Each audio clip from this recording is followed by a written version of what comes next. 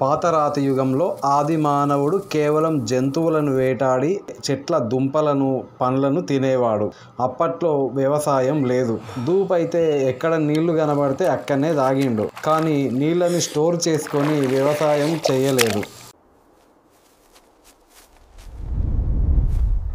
పెద్ద రాతి యుగంలో అంటే మెగాలిథిక్ పీరియడ్లో ఈ కాలంలో నీటి వినియోగం మరింత అభివృద్ధి చెందింది. చెరువులు, కుంటలు నిర్మించుకున్నారు. వ్యవసాయానికి సాగునీటి కాలువల వ్యవస్థ ఏర్పాటు చేసుకున్నారు. కానీ రాటన స్తంభాలు ఉన్నట్టు ఎలాంటి ఆధారాలు లేవు. మన దేశంలో శాతవాహనుల కాలం నుండి మొన్నటి నిజాం కాలం వరకు వ్యవసాయం కోసం, సాగునీటి కోసం రాటన స్తంభాలు వాడినట్టు చరిత్ర చెబుతోంది. ఇక్కడి నుంచే నీళ్లు తోడి ఇటు వెనుకకు పోసేవాళ్ళు.